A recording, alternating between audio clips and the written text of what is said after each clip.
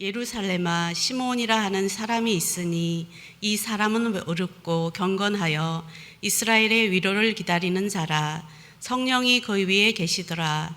그가 주의 그리스도를 보기 전에는 죽지 아니하니라 하는 성령의 지시를 받았더니 성령의 감동으로 성전에 들어가매 마침 부모가 율법의 갈례대로 행하고자 하여 그 아기 예수를 데리고 오는지라. 시므온이 아기를 안고 하나님을 찬송하여 이르되 주제여, 이제는 말씀하신 대로 종을 평안히 놓아주시는도다. 내 눈이 주의 구원을 보았사오니 이는 만민 앞에 예비하신 것이요 이방을 비추는 빛이요 주의 백성 이스라엘의 영광이니이다 하니 함께 읽겠습니다. 그의 부모가 그에 대한 말들을 놀랍게 여기더라. 자, 오늘 이 시간에는 복음서와 함께하는 153 감사대행진 순서를 따라서 충분합니까? 이런 제목으로 누가복음 2장을 묵상하겠습니다. 한번 따라하겠습니다. 충분합니까? 충분합니까? 자, 이 제목을 제가 왜 잡았을까요? 예수님 한 분만으로 충분합니까? 그 의미로 제가 잡았습니다. 예수님 곁에서 동행해 주시고 예수님 뒤에서 밀어주시고 예수님 앞에서 인도해 주시면 다른 거 없어도 정말 부족함이 없겠습니까? 이 질문인데 일단 여러분 아멘이라도 해놓고 보시기 바랍니다. 아멘.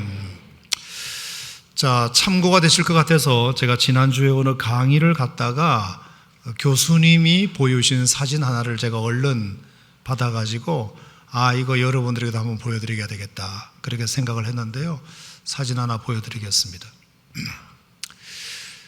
유대 광야죠. 광야. 이제 이스라엘 땅에서 흔히 볼 수 있는 광야인데 저 광야가 바로 시편 23편에 나오는 푸른 풀밭이랍니다. 저희가 어떻게 생각하세요? 애기에게 무슨 푸른 풀밭이야? 다 누렇게 생겼구만. 그렇게 생각하시잖아요. 근데 저 밑에 설명을 보시면 그린 패처 인 이스라엘 이렇게 되어 있죠. 보이죠? 그린 패처, 푸른 풀밭, 푸른 초장. 이스라엘에 있는 푸른 풀밭이 저거를 의미한다는 겁니다. 저거를. 놀랍죠? 자, 사진 한번 더 보여드리면 그 뒤에 저게 푸른 풀밭이에요. 저거에. 저걸 보고 시편 23편에서 다윗이 말했던 푸른 풀밭으로 여호와가 나의 목자시면 인도하신다는 저 풀밭을 저런 식을 말하는 거예요. 자, 그 다음 보시면 그리고 저 뒤에 보이시는지 모르겠는데 양떼들이 지금 이렇게 쉬면서 풀도 뜯고 놀고 있는 이 장면입니다. 자, 그러니까 지금까지 우리가 상상해온 푸른 풀밭, 그 다음 사진 보시면 예수님 성화에 나오는 이런 거, 이거는 절대로 성경과 맞지 않습니다. 이거는 그냥 그림일 뿐이지 저런 땅은 이스라엘에 어디 가도 없어요. 없습니다. 그 다음 사진이요. 저런 것도 없어요. 자, 그래서 좀 더 확대를 시켜 이제 보겠는데 그 다음 사진을 보시면 확대한 사진 요거예요. 요렇게 생긴 아주 옹색하고 초라하기 이를 데 없는 저 풀 몇 포기를 보고 푸른 풀밭이래요. 하나님이 저리로 인도하신대요. 여러분 너무 이상하죠? 그 다음, 그런데도 저렇게 양떼들은 아주 많이 저 주변에서 먹고 쉬고 이런 상황입니다. 자, 쉴만한 물가도 마찬가지예요. 그 다음 보시면 쉴만한 물가라는 것이 무슨 큰 강이 아니라 비가 오고 나서 마르기 전에 비가 갑자기 소나기가 내려서 웅덩이가 생기잖아요. 그 웅덩이가 쉴만한 물가예요. 그러니까 얼른 양들이 가서 물을 마시고 그 다음 사진 보시면 정말 그 웅덩이에서도 이제 말라가지고 이제 얼마 남지 않은 조물도 쉴만한 물가예요. 제가 저 사진 보고 충격을 받았어요. 우리가 상상하고 우리가 생각하는 푸른 풀밭 쉴만한 물가하고 완전히 차원이 다르구나. 그런데 어떻게 다윗은 여호와가 나의 목자시니 부족함이 없다. 그가 나를 저런 풀밭으로, 저런 신령한 물고로 인도하시는데도 부족함이 없다고 고백할까? 아, 우리가 너무 많은 것을 요구하고 있구나. 우리가 사진 내려주시면요, 저 정도 푸른 풀밭과 물로 만족하는데 우리는 너무나 많은 것을 끊임없이 더하려고만 하는구나. 만족의 기준을 계속 높여만 가는구나. 수요를 공급이 따라가지 못하듯이 나의 필요, needs, want를 상황과 환경의 공급이 끊임없이 못 따라가는 본질적인 이유는 끊임없는 기준의 상향 조정 때문인지도 모르고 우리는 계속 누구 탓, 뭐 탓만 하는구나. 어느새 익숙함은 식상함이 되고 감사는 당연함이 되어서 감사는 밟아버리고 만족은 유보하며 사는 나의 모습, 이 아침에 한번 돌아봐야 되지 않을까.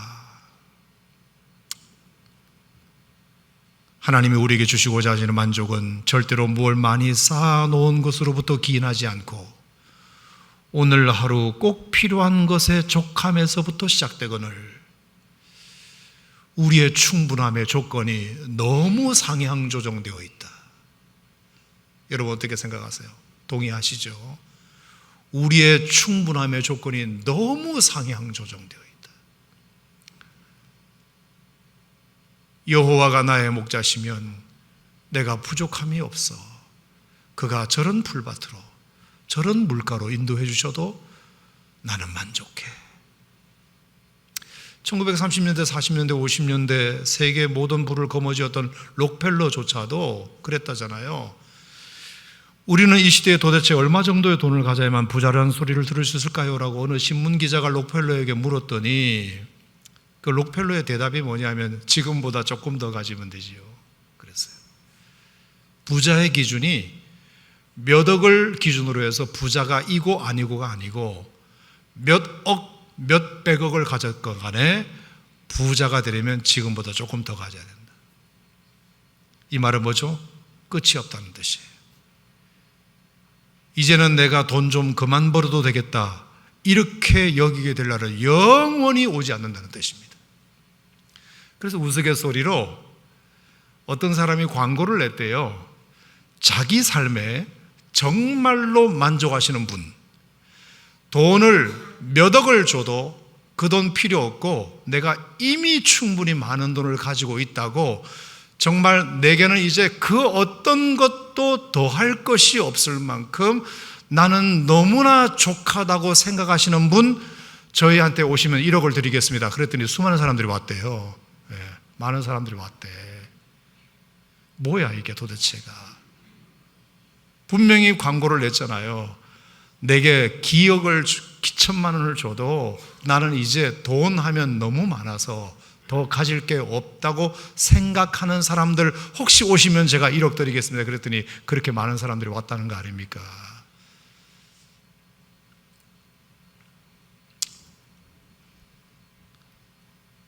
언제까지 우리가 이렇게 할 것인가? 의식주를 비롯한 물질과 명예와 권세의 충족을 위하여, 내 안에 끊임없는 만족을 위하여 우리는 언제까지 몸부림만 칠 것인가? 왜 우리는 성경에 나와 있는 여호와가 나의 목자시면 부족함이 없습니다, 그가 나를 인도해 주신 이 푸른 풀밭, 이 물가면 족합니다라는 고백을 왜 아까 사진의 양들도 하는데 우리는 못할까? 사랑하는 오산침례교 성도 여러분, 부탁합니다. 다시 신앙의 중심을 굳게 잡기를 축원합니다. 주님으로 충분하다는 믿음을 회복하시기를 축원합니다. 이것이 믿음입니다. 시편 4편 7편 7절에 보면 주께서 내 마음에 두신 기쁨은 그들의 곡식과 새 포도주의 풍성할 때보다 더하니이다. 좋은 말씀이니까 한번 따라해 보시겠어요? 주께서 내 마음에 두신 기쁨은, 내 마음에 두신 기쁨은 그들의 곡식과 그들의 포도주보다, 그들의 곡식과 그들의 포도주의 풍성할 때보다 더하니이다. 아멘입니까? 더하니이다. 주님이 내 마음에 두신 기쁨은 그들이 곡식을 많이 가지고 그들이 새 포도주를 많이 가진 것과 비교할 수 없을 만큼 더 기쁘다. 우리가 예수를 오래 믿은 사람들에게 나타나야 할 당연한 고백이 아닐까 저는 생각하는데, 동의하시면 아멘 하세요. 빌보서 3장에 있는 사도 바울의 고백처럼 이제는 무엇이든지 내게 유익하던 것을 내가 그리스도를 위하여 다 해로 여기면 내 주 그리스도 예수를 아는 지식이 가장 고상하기 때문이라, 본질이기 때문이라, 전부이기 때문이라, 내가 그를 위하여 모든 것을 잃어버리고 배설물로 여기면 그리스도를 얻고 그 안에서 발견되려 함이니, 내가 그리스도를 얻은 것만으로도 나머지 모든 것을 다 배설물로 여겨도 좋을 만큼, 여유가 있을 만큼, 여러분 이런 고백이 있어야 그래도 교회 좀 다닌 사람 같네라는 소리 듣지 않겠습니까? 그런 고백, 그런 믿음은 없고 그저 교회 다니는 티가 주일날 교회 가는 것 딱 하나, 그리고 밥 먹을 때 잠깐 눈 감았다가 뜨는 것 하나, 그리고 교회에서 집사님 소리 듣는 것 하나, 그 외에는 아무것도 없어요. 아무것도. 예수 믿는 티가 딱 주일날 교회 가는 것 딱 하나, 겨우 그것도. 그리고 식사할 때 잠깐 눈 감았다가 뜨는 것 하나, 그리고 어디 가서 집사님 소리 듣는 것 하나. 여러분, 이것이 예수 믿는 유일한 티여야 하나요? 그런 거 몇 개 가지고 내가 교회 다닙네, 성도임네 말할 수는 없잖아요. 적어도 예수 믿는 사람이라면 내가 다른 것이 좀 부족해도 내 안에 예수님이 계시니 그것으로 만족해, 충분해. 할렐루야. 그 고백이 있는 사람이 예수 믿는 사람이지. 제가 언젠가 글을 썼는데요, 신앙의 3단계 이런 글을 썼죠. 신앙의 1단계는 전능하신 하나님이어야만 충분하다고 믿는 신앙이 1단계, 2단계는 전지하신 하나님만으로도 충분하다고 믿는 신앙 2단계, 3단계는 존재하시는 하나님만으로도 충분합니다라고 고백하는 것이 3단계, 가장 높은 단계.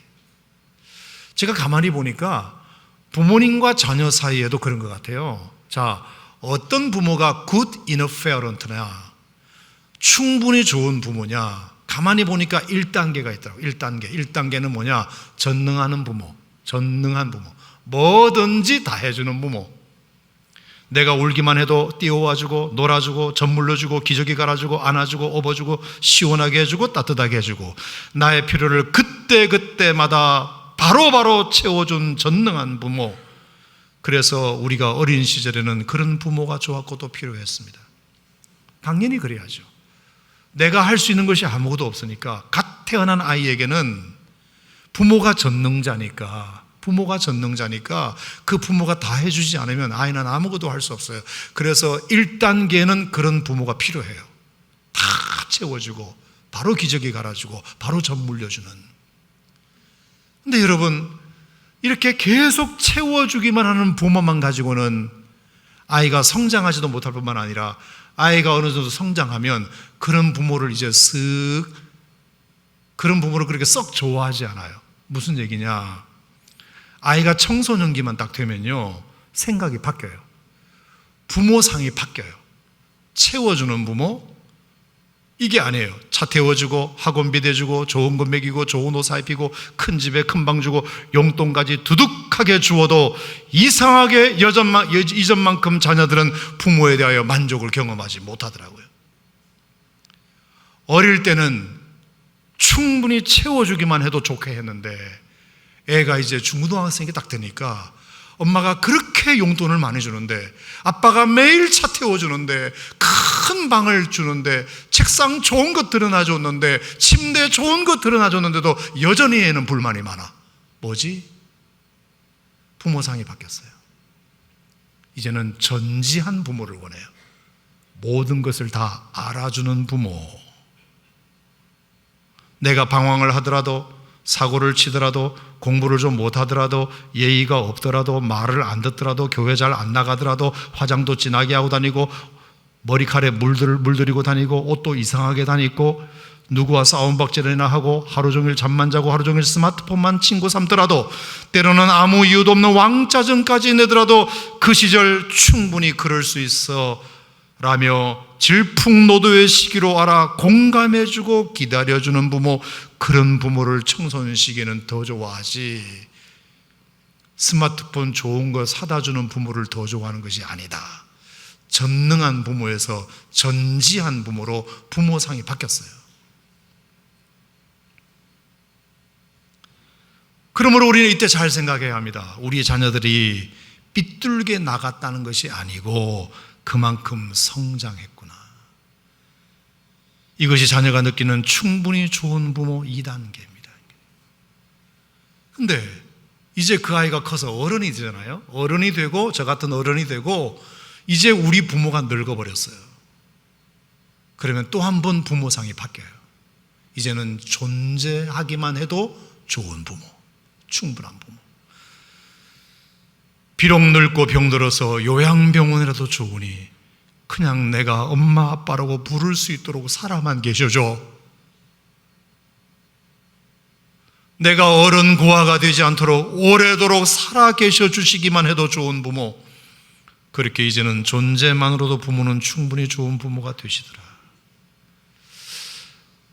인간의 성숙도에 따라서 아기가 어렸을 때에는 뭐든지 다 해주는 전능한 부모를 최고로 치더니 애가 청소년기만 딱 돼도 전능한 부모가 아니라 이제는 내 마음을 다 알아주는 전지한 부모를 좋아하고, 내가 이제 어른이 되어서 부모가 늙어지게 되면 이제는 살아계시기만 해도 충분한 부모로 바뀌는구나.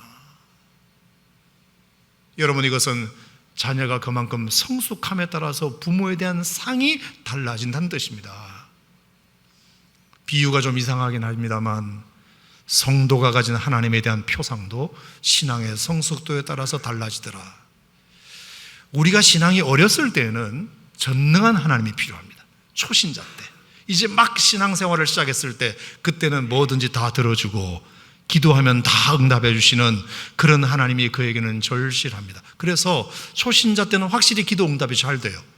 왜? 그런 하나님이 필요하니까. 그래서 하나님의 전능하심을 느껴야 되니까. 근데 교회를 좀 오래 다니고 신앙생활을 좀 더 해서 사람이 성숙해지면 이제는 전능한 하나님보다, 저는 그래요, 전지하신 하나님이 더 좋아요. 여러분 어떠세요?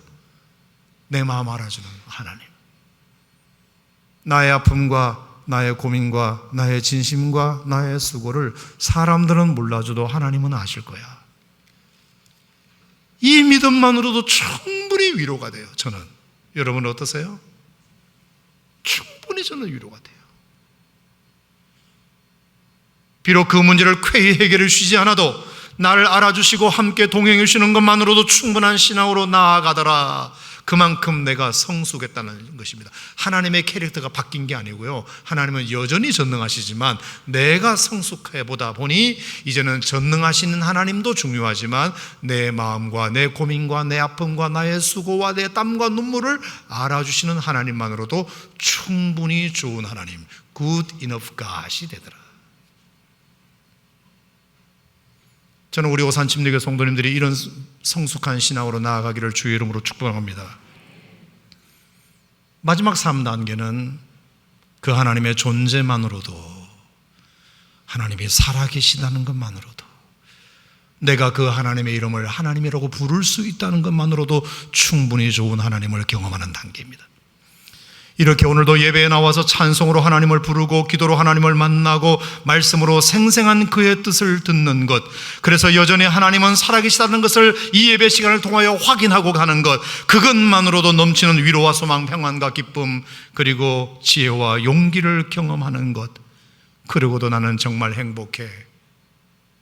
나는 하나님의 살아계심을 확인했어. 오늘도 이 예배를 통해서 그것만으로 난 충분해. 그것만으로 나는 넉넉해. Good enough야. 충분히 좋아. 어떠세요? 동의하시면 아멘 하시기 바랍니다. 나는 하나님이 살아계시다는 것을 확인하게 된 것만으로도 난 좋아. 엄마 요양병원이라도 계셔도 좋으니 내가 엄마라고 부를 수 있도록만 허락해 주세요. 조금만 더 살아계셔 줘봐요. 나 어른 고아가 되기 싫으니까. 그런 부모가 계시는 것만으로도 족하듯이 내가 하나님, 내가 힘들고 어려울 때 하나님하고 부를 수 있는 대상이 있다는 것만으로도, 내가 그 살아계신 하나님을 오늘 확인하고 가는 것만으로도 저는 충분히 좋아요. 충분히. 넉넉합니다. 넉넉해요.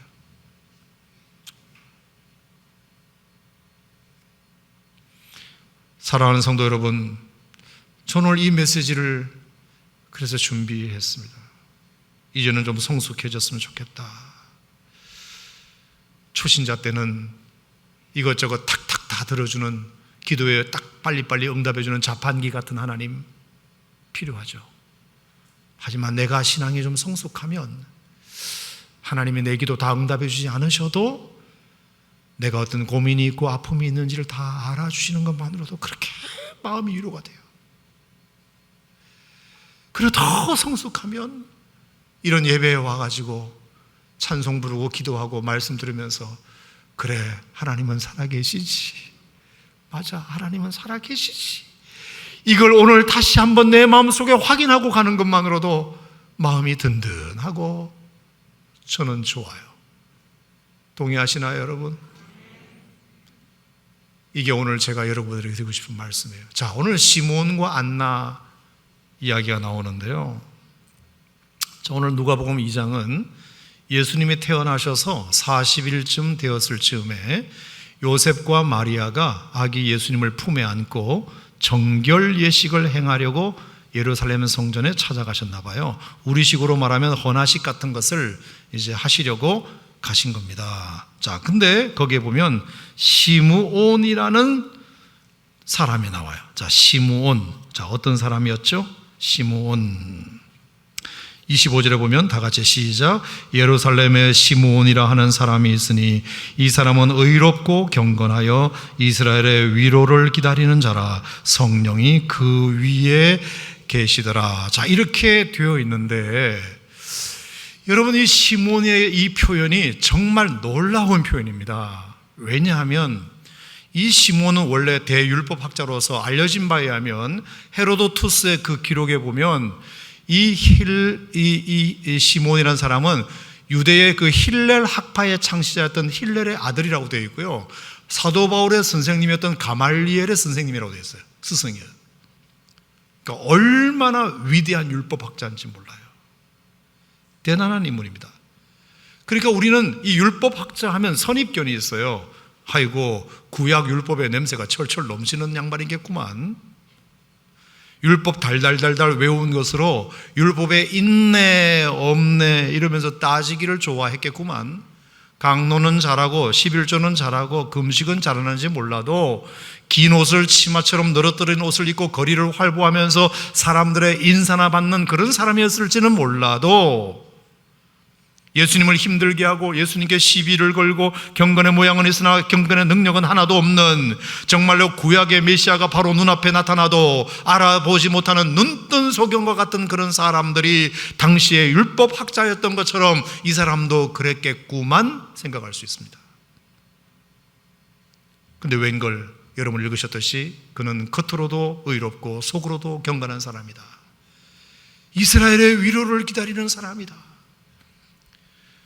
여전히 압제와 고통 가운데 살고 있는 자기 백성들의 마음을 만져줄 일을 기다리는 사람이었다. 여전히 죄악 가운데 허덕이는 자기 백성을 구원할 위로자를 기다리는 사람이었다.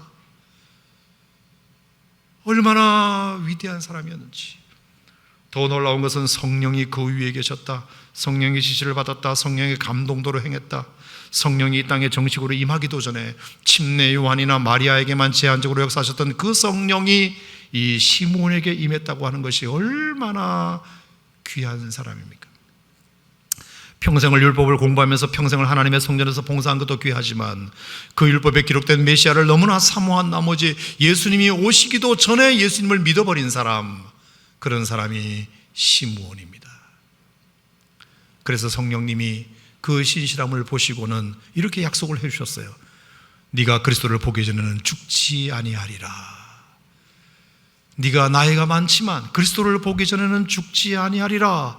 그래서 그 약속을 믿고 더 힘을 내어서 약속을 붙들고 그날만을 손꼽아 기다리게 됩니다. 그러던 어느 날 마침내 성령께서 오늘이 그날이라는 사인을 주셨고 지시하심을 받아 시몬이 성전에 들어갔더니 마침 요셉과 마리아가 한 아이 40일쯤 된 아이를 안고 오는데 딱 보니까 알아차릴 수 있는 것입니다. 자기가 평생을 구약을 공부하면서 사모하며 기다렸던 그 메시아가 자기 눈앞에 40일 된 아기의 모습으로 딱 나타나자 바로 알아차렸습니다. 그래서 그 부모로부터 헌화식을 해달라면서 그 아기 예수님을 딱 건네받아 시몬 자기 팔에 탁 앉게 되는데 순간 그 감동이 얼마나 밀려오는지. 그래서 한 유명한 고백이 뭐죠? 29절에 주제여 이제는 말씀하신 대로 종을 평안히 놓아주시는도다. 이걸 다른 말로 말하면 주제여 이제는 제가 죽어도 여한이 없습니다, 그 뜻이에요. 이게 너무 감동적이어가지고 렘브란트라는 화가 아시죠? 렘브란트라는 화가가 1669년에 이 시몬이 예수님을 안고 있는 장면을 그림으로 표현했어요. 그림으로 표현했어요. 자, 시몬 할아버지가 예수님을 이렇게 안고 있는 장면, 가만히 보세요. 얼마나 이 예수님을 안는 게 떨렸는지 이렇게 앉지 않고 이렇게 앉고 이렇게 떠받치고 있어요. 이건 안고 있는 게 아니라 예수님을 떠받치고 있는 장면이에요. 그리고 감히 시몬이 예수님 얼굴을 쳐다보지를 못해요. 근데 가만히 봐봐요. 40일 된 아기 예수님은 빤히 시몬을 쳐다보고 있어요. 지금 누가 누구한테 안겨 있는지 모르겠어요. 모양으로는 예수님을 시몬이 아는 것 같지만 제 생각에는 예수님이 시몬을 품고 있다는 생각도 들었어요. 얼마나 저 장면이 감격적이었으면 내가 이제 죽어도 여한이 없겠다 이런 고백을 했을까요? 이걸로 충분하다. 내가 지난 세월 수십 년을 한결같이 율법을 연구해 온 것에 대한 보상으로 40일 된 아기 예수님을 품에 안는 것만으로도 나는 이제 충분히 보상을 받았다. 내가 거리에 나가서 사람들에게 인사받고 많은 사람들에게 율법학자 임내하면서 많은 사람들에게 존경을 받아왔지만 그것과는 비교할 수 없는 보상이 바로 오늘 지금 이 순간 내가 예수님을 떠받들고 있는 이 장면, 이것이 가장 나에게는 큰 보상이다. 동의하십니까, 여러분? 이걸로 나는 충분해. 그냥 예수님을 내가 품에 안는 것만으로도 충분해. 여러분, 우리가 이것이 오늘 시몬의 고백일진데 우리의 고백이기도 해야 하지 않을까 생각하는데 동의하시면 아멘 하시기 바랍니다. 자, 36절부터 보면 안나 이야기가 나옵니다. 자, 사진 내려주시고 36절에 보면 아셀 지파 바누엘의 딸 안나라 하는 선지자가 있어 나이가 매우 많았더라. 그가 결혼한 후 7해 동안 남편과 함께 살다가 37절 과부가 되고 84세가 되었더라. 이 사람이 성전을 떠나지 아니하고 주야로 금식하며 기도함으로 섬겼다. 자, 안나라는 84세 할머니 권사님인데 7년 동안 결혼 생활 하다가 남편이 사별했는지 이혼했는지는 몰라도 그때부터 과부로 살았어요. 84세까지. 무슨 재미가 있겠습니까? 근데 재혼하지 않고 성전에서 봉사했어요. 성전에서 봉사했습니다. 교회 봉사했습니다. 그냥 교회를 직장으로 알고 교회를 가정으로 알고 하나님을 내 남편이라고 생각하고 교회 모든 성도들을 내 가족이라고 생각하고 평생을 그렇게 생겼어요. 얼마나 유혹이 많았겠습니까? 얼마나 찝쩍거리는 남자들이 많았겠습니까? 근데 그 유혹, 세상 재미를 한번 보고 싶은 마음이 왜 없었겠습니까? 왜? 너무나 짧은 결혼 생활이었어요. 너무나 젊은 나이에 과부가 됐습니다. 그러면 세상적 재미도 좀 보고 싶은 마음이 있을 텐데 그렇지 않고 성전에서 쭉 84세까지 봉사해 온 여자예요. 누가 위로해 줍니까? 누가 알아줍니까? 누가 알아줍니까?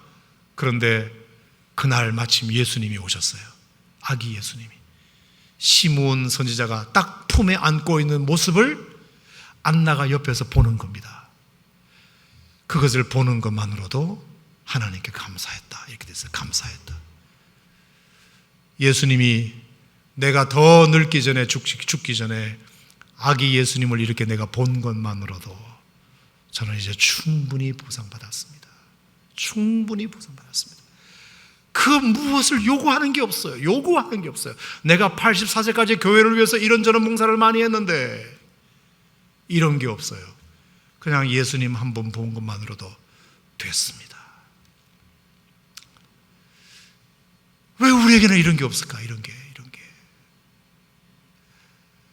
여러분, 떼제 공동체라고 들어보셨나요? 프랑스에 그 개신교와 가톨릭 성도들이 이렇게 함께 만든 공동체가 있는데 그 떼제 공동체 노래 가운데 참 좋은 노래들이 많아요. 이제 그 중에 하나 제가 이번에 이제 배운 게 나다 떼 트루페 나다 떼 스판테라는 노래. 여러분 아마 들어보셨을 건데 단순한 음률을 계속 반복하면서 저들의 신앙 고백을 이렇게 드리고 있어요. 나다 떼 트루베 나다 떼 스판테 Quién Dios tiene, nada le falta, nada te trube, nada te espante, solo Dios basta. Nada te trube, nada te espante. Quien a Dios tiene, nada le falta, nada te trube, nada te espante, solo Dios basta. Nada te trube, nada te espante. Quien a Dios tiene, nada le falta, nada te trube, nada te espante, solo Dios basta. 이게 뭐냐면 그 무엇에도 흔들리지 마라. 그 무엇도 걱정하지 마라. 하나님을 가진 자 부족함 없나니. 그 무엇에도 흔들리지 마라. 그 무엇에도 걱정하지 마라. 솔로 디오스 바스타. 하나님만으로도 충분하다. 솔로 디오스 바스타. 참 감동이 돼요.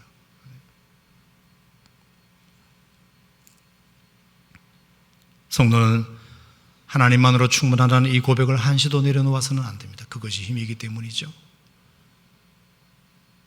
내게도 충분하지 않은 하나님을 어떻게 전할 수 있으며, 나도 바꾸지 못하는 하나님을 어떻게 전할 수 있으며, 나도 만족하지 못하는 하나님으로 누구를 만족시킬 수 있으며, 나도 믿지 못하는 하나님을 남에게 어떻게 믿으라고 말할 수 있겠습니까?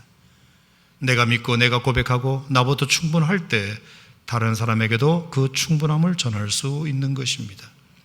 그러므로 하나님을 믿는 신앙이들이 하나님께 드릴 최고의 고백은 하나님 한 분만으로도 나는 만족합니다. 이 고백이 우리가 평생 주님 앞에 다른 어떤 많은 것들을 누려본 사람이라 할지라도 내가 그런 거 다 누려봤는데 내가 이 하나님 한 분만으로 누리는 것과는 비교가 안 되더라.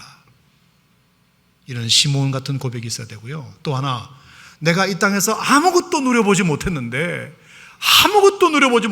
나 7년 동안 남편하고 살다가 84세까지 과부로 살았는데 나 아무것도 누려보지 못했는데 내가 예수님 한 분 오늘 본 것만으로 나는 그 모든 누려보지 못한 삶에 대한 충분한 보상을 나는 받았어. 나 너무나 많은 걸 누려봤는데 그렇게 누려본 것에 비해서 나는 예수님 한 분 오늘 품에 안은 것과는 비교가 안 돼. 나 아무것도 누려보지 못했는데 나 오늘 예수님 한 분 만난 것, 이거만으로 그동안 누려보지 못한 것에 대한 충분한 보상을 나는 받았어. 이게 시므온과 안나의 고백이잖아요. 우리가 예수 믿으면서 적어도 이 정도 고백은 하고 살아야 어디 가도 내가 예수 믿는 사람이라고 말할 수 있지 않겠는가 저는 생각하고, 하나님 한 분만으로 따라합시다. 하나님 한 분만으로 나는 만족합니다. 이 고백을 다시 한번 마음속에 새기고 하는 여러분 되시기를 축복합니다.